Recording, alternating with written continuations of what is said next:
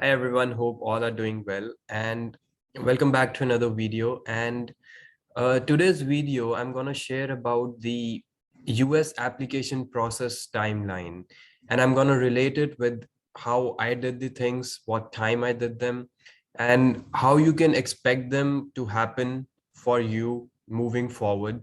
And you can get a clear sense of idea how much time it takes for one process to complete and how to start from one application timeline thing to move on to the other one, so that you're moving in the right step and you're working on the correct set of documents so that you're not late for the process.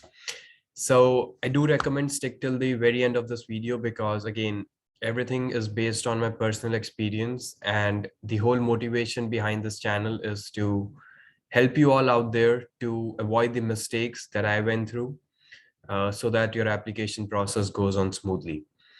Now, for me, I started my bachelor's in 2012 and completed it in 2017. Now, my whole idea was to start my master's in fall of 2017. Now, if you don't know the difference between fall and spring semester, I highly recommend to watch my another video that you can find on the top, that highlights the difference between fall and spring and what are the advantages that I feel or I believe you get if you get admission in fall rather than spring. So I do recommend to watch that video as well. Now, so as I'm saying, I was talking about my timeline. I started my bachelor's in 2012 and it was till 2017. May 2017, ideally when many of the courses end and you plan for your further education. Now, for me, things were different. I ended up by late of 2017. So my fall 2017 chances were gone just because I was late in the process from my bachelor's. So I couldn't take admission in the fall of 2017.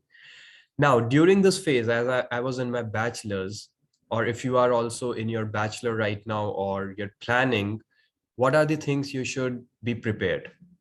Now, the very first thing is, during this phase of your bachelor, you can do as much research as possible to know that as you will pass out, which course you have to take admission, which state you will be going in, which couple of universities you will be targeting, so that you can prepare your application based on that. And I highly recommend to get in depth in this research. uh, I made an Excel sheet so that I can keep a track of what I was doing. And with this, it really helps you to keep yourself organized, and you'll get a clear idea and approach as to how many universities you need to target and what their application process is, what documents are needed. Because each and every university, the course that you will be looking into, have a certain set of requirements that are fixed, but few things vary based on university. So you can get an understanding of that as you do your research. So this research for me started in 2015. So you can say that 2 years prior to getting my undergraduation done, I had this research started. Now, the another thing that you can get done as you are in your bachelor's is your GRE. I know most of the universities have waived GRE, and with the COVID going on, most of them are giving admission without GRE. But if your target university is asking for GRE, you can get that done. You can get that research done beforehand, and you can start preparing for your GRE. Now, GRE is not that easy. It takes time, it takes dedication, and you need to be prepared well to score decent in your GRE examination. So for me, this preparation started in 2015 during one of my summer breaks from in my bachelor's degree. I started working on my GRE and took around 45 to 50 days to get a hold of the verbal section, because that was something I wanted to score well, and that took me time. So make sure you give yourself enough time for preparation, and you prepare yourself well so that you can do well in GRE. Now again, GRE is not a deal breaker. Like if you score low in GRE, that means you will be rejected? No, for sure, no. Your application is seen as a holistic application. Everything is given due importance. So that is a benefit. But still, we have to make sure that we score well in GRE. So for that, I recommend to prepare well. So for my GRE, I started in May, or you can say end of May, June in 2015, and my exam was in September. So I gave myself enough time to make sure I have a good hold of GRE. And the biggest thing is your scores are valid for 5 years. So you're good once you get that done.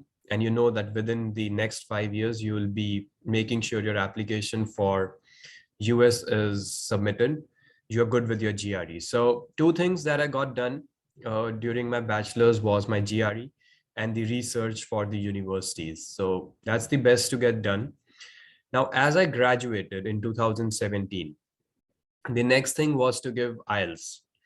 Now, IELTS, that stands for International English Language Testing System. Most of the universities either accept IELTS or they accept TOEFL. That depends. You'll find that in your research.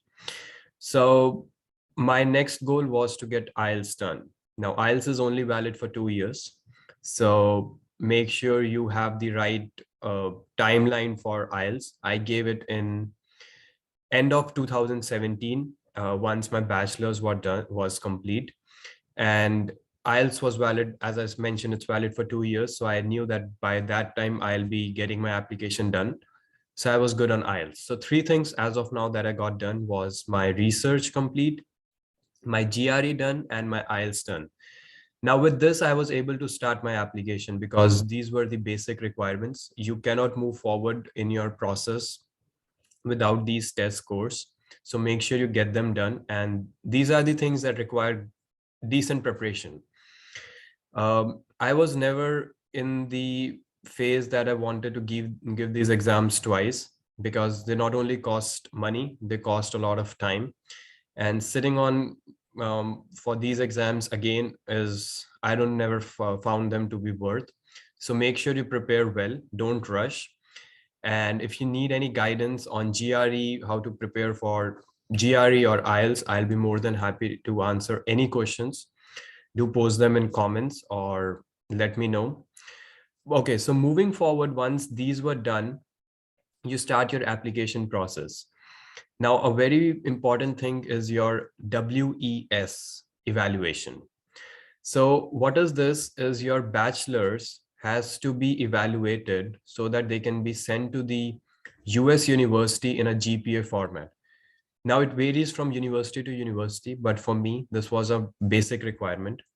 So make sure you get this on time as well. You can um, read about it. I'll be more than happy to post a detailed video on this, how to go about this process, but this is something that takes time.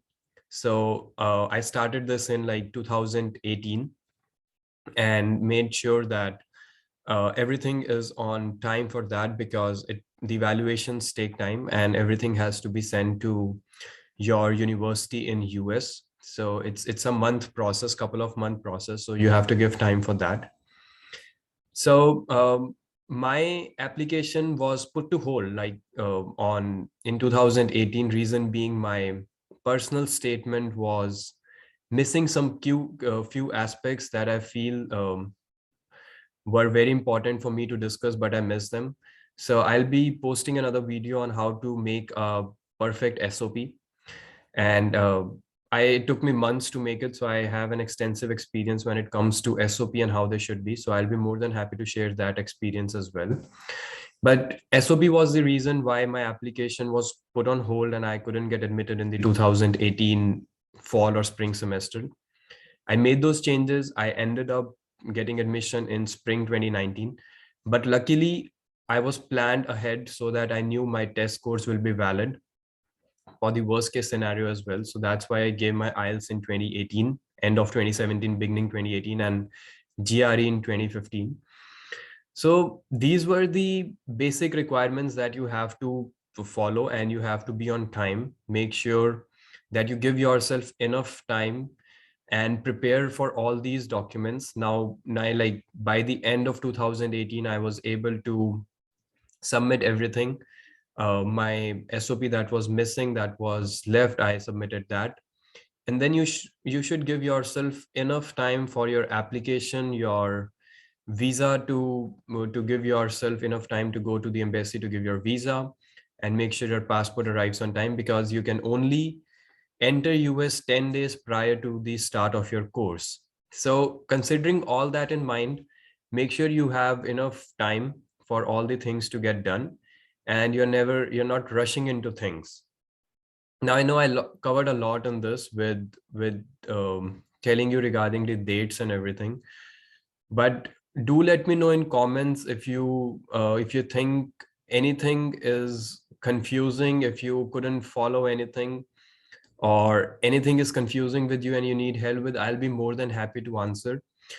And again, if you have any questions or concerns regarding GRE, IELTS, personal statement, the WES evaluation, or how to look for a particular university, particular course, I'll be more than happy to provide answers on that. But like closing this video towards the very end, I'll only say that give yourself enough time for the things, and make sure you're not rushing into things and not doing anything in hurry, because that will only lead to mistakes. And during this process, you don't want to do anything that you'll go through twice. So make sure you're doing it at the first go, but you're doing it perfectly. So I appreciate for listening to me for this video. More than happy to answer, as I mentioned, any questions or concerns. And I'll be posting more detailed videos on how to build a perfect SOP, what this WES evaluation is, and how to score well in your GRE and IELTS. But thank you so much for watching. If you really liked it, make sure to subscribe, and I'll be posting more as well. So thank you so much.